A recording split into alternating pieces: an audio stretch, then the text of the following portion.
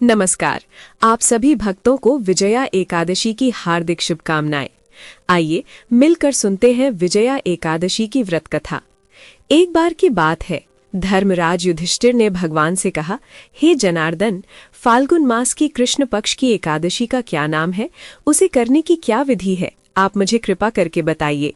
भगवान कृष्ण बोले, हे राजन, फाल्गुन मास के कृष्ण पक्ष की एकादशी का नाम विजया एकादशी है। इसके व्रत के प्रभाव से मनुष्य को विजय प्राप्त होती है। ये सब व्रतों में उत्तम है। विजया एकादशी के माहात्म्य को सुनने या पढ़ने से ही समस्त पाप नष्ट हो जाते हैं। एक समय की बात है, देवर्षि नारद ने जगत पिता ब्रह्मा जी से कहा, महाराज, आप मुझसे फाल्गुन मास के कृष्ण पक्ष की एकादशी का विधान कहिए। ब्रह्मा जी ने कहा, हे नारद, विजय एकादशी का व्रत सभी पापों का नाश करने वाला है।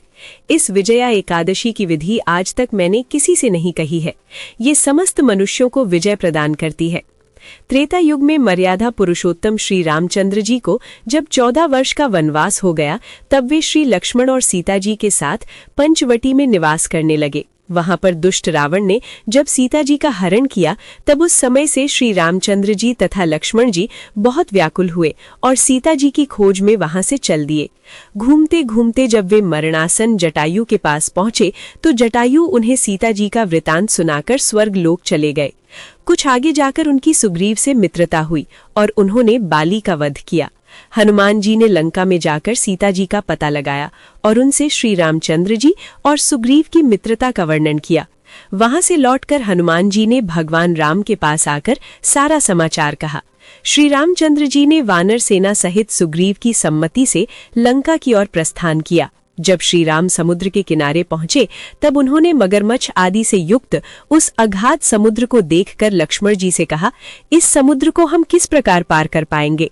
लक्ष्मण जी ने कहा, हे पुरुषोत्तम, आप आदि पुरुष हैं, आप तो सब कुछ जानते हैं। यहाँ से आधा योजन दूर कुमारी द्वीप पर बकदालभ्य नाम के एक मुनि रहते हैं। उन्होंने अनेक ब्रह्म देखे हैं। आप उनके पास जाकर इसका उपाय पूछिए। लक्ष्मण जी के इस प्रकार के वचन सुनकर श्री रामचंद्र जी बकदालभ्य ऋषि के पास गए और उनको प्रणाम करके वहां बैठ गए। मुनि ने भी उनको मनुष्य रूप धारण किए हुए पुराण पुरुषोत्तम समझकर उनसे पूछा, हे राम, आपका यहाँ आना कैसे हुआ? रामचंद्र जी ने कहा, हे ऋषि, मैं अपनी सेना सहित यहाँ आया हूँ और राक्षसों को जीतने के लिए लंका जा रहा हूँ।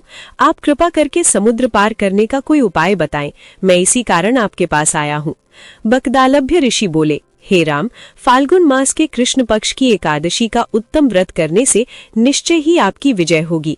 साथ ही आप समुद्र भी अवश्य पार कर लेंगे। इस व्रत की विधि ये है कि दशमी के दिन स्वर्ण, चांदी, तांबा या फिर मिट्टी का ही एक घड़ा बनाएं। उस घड़े को जल से भरकर तथा 5 पल्लव रखकर वेदिका पर स्थापित करें। उस घड़े के नीचे 7 तरह के अनाज रखें और ऊपर से जौ रखें। उस पर श्री नारायण भगवान की स्वर्ण की मूर्ति स्थापित करें। एकादशी के दिन स्नान आदि से निवृत्त होकर धूप, दीप, नैवेद्य, नारियल आदि से भगवान की पूजा करें। उसके बाद उस घड़े के सामने बैठकर दिन व्यतीत करें और रात्रि को भी उसी प्रकार बैठे रहकर जागरण करें। द्वादशी के दिन नित्य नियम से निवृत्त होकर उस घड़े को किसी ब्राह्मण को दे दें। हे राम, यदि तुम इस व्रत को सेनापतियों सहित करोगे तो तुम्हारी विजय अवश्य ही होगी। श्री रामचंद्र जी ने ऋषि के कहे अनुसार इस व्रत को किया और इसके प्रभाव से दैत्यों पर विजय पाई।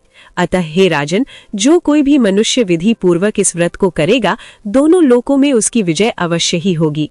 श्री ब्रह्मा जी ने नारद जी से कहा था, हे पुत्र, जो कोई इस व्रत के माहात्म्य को पढ़ता या सुनता है, उसे वाजपेय यज्ञ करने का फल मिलता है। तो दोस्तों, ये थी आज की विजया एकादशी व्रत कथा। उम्मीद है आपने इसे शांति से सुना होगा। वीडियो अगर आपको अच्छा लगा है तो वीडियो को लाइक, शेयर और हमारे चैनल को जरूर सब्सक्राइब करें।